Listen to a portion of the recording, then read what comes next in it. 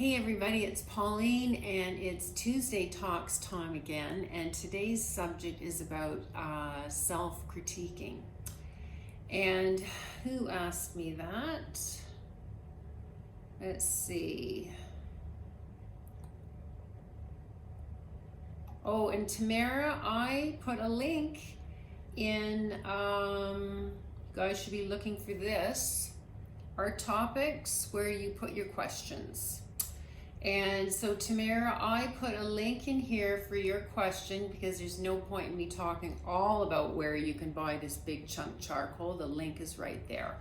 So the next question was from Wendy, and she says, I'd love to hear you talk about critiquing your own work and how to ask for feedback.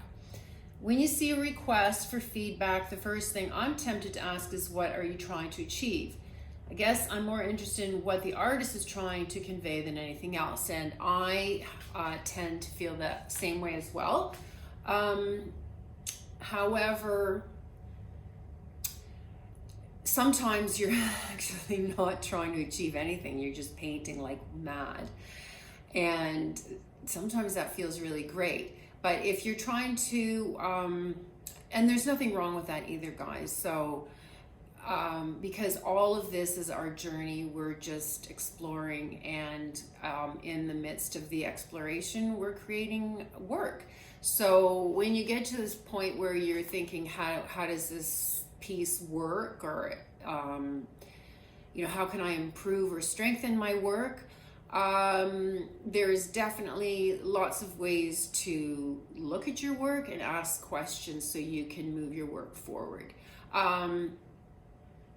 But I'm going to go to the second part of that question, and that is when you see a request for feedback, how would you ask for that? And so, excuse me, one of the things that I wanted to say about asking for feedback is when you are posting, and the number one request to be part of Paint the Way is to, when you post something, you include value-adding content that gives us context for your painting. And this is the place where you can do this, because when it's up just out there on your website or in a gallery or on Instagram or whatever, people are just looking at it. And so if you have anything that you're feeling around your work, this is a great place for you to express that. And also then get feedback on, is it coming, are you achieving what it is that you were trying to evoke from your audience? Or if you were trying to express that, then you're the judge on that. Do I feel like I expressed what I wanted to when I was creating that piece? So when it comes to asking for feedback, I strongly urge not to write thoughts as your question, because everybody's got thoughts, and I tell you, I get fortunately not lots, but I get people's thoughts on my work that I didn't ask for, and the negative ones, and I'm thinking, you don't even know where I'm coming from. Like, how could you possibly look at my work and judge it and say whether it's good or not when you don't even know what I was trying to achieve? So you see how dangerous that is, to just write thoughts, question mark, please give me your thoughts. Because without knowing what you were trying to do, you were trying to achieve, carte blanche answers coming at you, and that may not actually be what you're looking for as far as feedback is concerned. So if you're looking for feedback on your work, like, I want to make this stronger, is it impactful, because that's what I was after, or I was after something soft and meditative, does it feel like I achieved that? Those are the kinds of questions that you can ask. Or things like, I was really struggling with this piece. I think I resolved it, but there's one area that's still bothering me. This is what I think I should do. What do you guys think? Ultimately, you are the one who has to make the decision on whether your piece is achieving what you want it to achieve. If you think it's successful, if you think it's finished. And so getting that criteria ahead of time, getting to know what it is that you are actually after, that's so important. It's imperative, really. I mean, No matter how many courses you take, no matter how many people you ask for an opinion, you can get 300 and you still have to choose what resonates with you. I mean, you might get all sorts of ideas like, you know, it needs more dark, it needs more light. What if you were trying to make a really light painting and you wanted all that white space for a specific reason? Like maybe it was a commemorative piece to someone that you know meant a lot to you, and they've passed, and you want to have this lightness about it. Like you can't just write thoughts or give me feedback without actually giving context to your work. So I wanted to say that first because it's really important. Take all the internet away and the you know the connection that we have between each other here, and you still in the end have to make a decision on the things that you're making in your studio and why you're making it and what you're trying to accomplish. So having said that, then going to self-critique in your work, it's important to actually step back and say, I'll just look at these paintings for a sec here, you know, turn this, you know, this painting's been sitting here for a while, and I don't really want to touch it because I really love the grays in it, you know, and I think I should move it forward. It's been sitting here for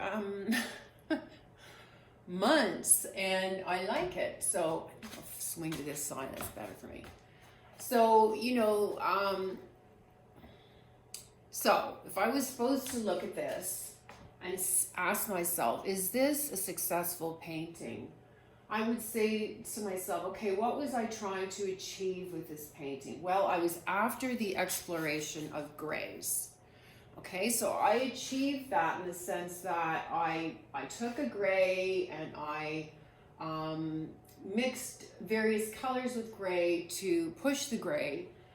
So then I was exploring grays, and I pushed grays by using other colors to change you know, the warmth or coolness of that gray. Okay, so that was one of the things that I was after, was the exploration of grays. And that's the darker grays too, because there are lighter grays in here that I explored as well. So I think that I was successful in exploring grays in this painting. What else was I after? A rawness. And I would definitely say that I was successful in the exploration of rawness. I used large chunks of charcoal to, you know, travel the surface of my canvas, and I also used sort of smaller types of charcoal here. The rawness, you can see that I've left some really unfinished areas in the sense that, you know, they're not really super coiffed and the shapes aren't you know, really cut, clean line. There's actually skipping marks of paint coming through here, and brush strokes are obvious. I've got drips, which is very sort of raw looking. Let me see what else is in here that you can see. More drips in here, and line work, and really letting the paint be the paint, letting paint be what it is instead of trying to make a pretty picture out of it. I've got some you know, translucent scribble marks in here, skipping across the surface with fine lines. So I would say then that I was successful in sort of chasing and captivating a rawness in this piece. So do I think it's a successful piece now as far as it being strong? So, and this is probably why I've been sitting on this painting for so long. Now, to look at it from a design point of view, you've got to go back to the elements of design, the principles of design specifically, because the principles of design are, and that's, you know, composition, I'm using that interchangeably. And by the way, I have a great idea coming up. It's, and an opportunity to sign up to do this course with me. It's in a small Facebook group, and it's about composition. It's called Intuitive Composition, and I'm just kind of working out how am I going to do that. It's probably going to be in a Facebook group because that way I can close it. It is a paid course, and it's going to run about 6 weeks. It's going to be in starting early January. I really wanted to start it now, but Christmas is coming and all that kind of stuff, and it makes it challenging to fit into people's schedules. So put that on your radar. I'll let you guys know about that. But composition is what we're talking about here, right? So going back to the principles of design and looking at those principles. So you've got composition, right? You got to look at composition. So principles of design or composition. So you've got balance, variety, contrast, harmony, unity, rhythm. There's repetition, gradation, and there is dominance. And look at the elements of design, and we've got value, color, shape, got line, texture, proportion, and direction. So if I'm thinking about my composition and I'm thinking about the principles of design, do I have balance in this piece? Or do I have variety in this piece? Do I have contrast? Harmony, unity. I think, I often think about harmony when it comes to color, although harmony can also be with, in my opinion, with, a movement that I have that I'm using in various areas. And that could also be repetition, as far as movement is concerned. But anyway, these are the kinds of things that you've got to ask yourself when you are looking at your piece. You got to go back to the principles, because I look at the principles. They're not rules. They're kind of a way of me getting out of a pickle with myself. Like I might look at this now and go, okay, balance. Well, I think that's probably the thing that I'm struggling with. Do I want more of this darker color? Like I actually have lots of light color and I have dark color. And we're not talking about dark here, but how does this shape and amount of darkness weigh with this amount of lightness? And the same would be for do I feel like what's going on in the piece is harmonious? Do the elements that I have, do they seem to work together to feel like they're all family members? So this is these are the kinds of things that I ask myself. I always go back to the principles. And that would be, that's what I would recommend for you as well, is to go back to the principles and look at your work and see, how am I doing with them? And of course, when you're using the elements of design or the elements in your composition, that's what you're using within your piece to be creative.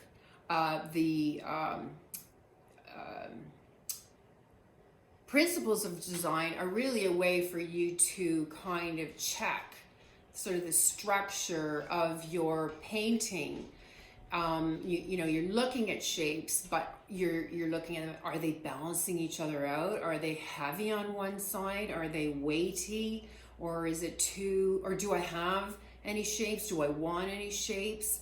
Is the shape that I have in there grabbing too much attention? Is it dominant over everything else? So is everything living harmoniously together for this piece?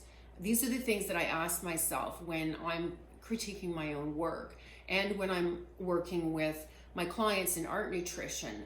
I often will also step back first and foremost, both on my work and definitely with the artists that I work with, is just stating the facts. I see in this painting a number of grays, I see lights and darks, but not anything really super high contrast. I see a lot of line, rawness, I see an exploration of drips and that sort of thing. I just say what I see first, so I can just, don't be judgmental, just look at it.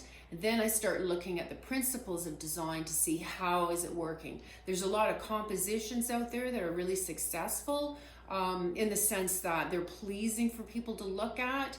I personally don't chase after a specific type of composition. I know that, you know, the cruciform is a beautiful composition, as in, you know, others. It's just that I like to use the principles of design to get into what I've created to make it more powerful. But I like to create what I'm creating because it's mine first, and then I'll find composition within it and see how I can strengthen it where it's still mine. Okay, and so anyway, I hope you found that helpful. I will put a post up about the intuitive composition course that I'm going to offer. It's going to be about 6 weeks. I'm still working out that detail. It will be videos that will be launched in a private Facebook group, and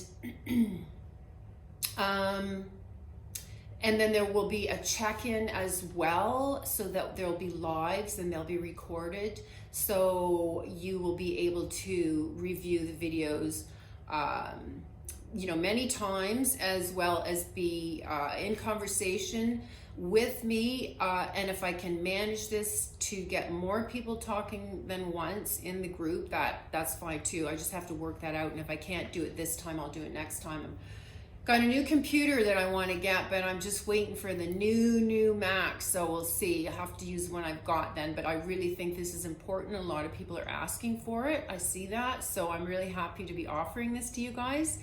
And so that's in intuitive composition, and it's really going to help clarify a lot of things about the search for composition, because really what you want to know about is how you make a strong composition, not what's a strong composition, but how you do. And that's why for me it's got to be intuitive, and you'll learn all about composition and how to balance, but in the end it's your you following your feeling based on what you've learned. So I hope you find that helpful as well, and let me know if you're interested. I'm gonna probably need a base number to run it so that it's worth the time for everyone and it keeps the cost down. So if you let me know that once I post, that would be helpful as well. I hope you guys found this video helpful for you on self-critiquing your work, because in the end, no matter whether you like composition or not, when you're creating, you're making a composition. So if you can learn that, how to critique your own work and strengthen your work, well, you know, that's it, right? You'll be happier with your work, but also you'll feel more confident in it. So if you have any questions, put them in the comments below. If you have anything you want to add, you guys, put it in the comments below as well, and I'll circle back and see if I can answer any questions, or if there's any suggestions on what you're hoping to see in intuitive composition. I'm still always open to adding more to help people. So, okay, you guys, have a great Tuesday, and connect with you again soon.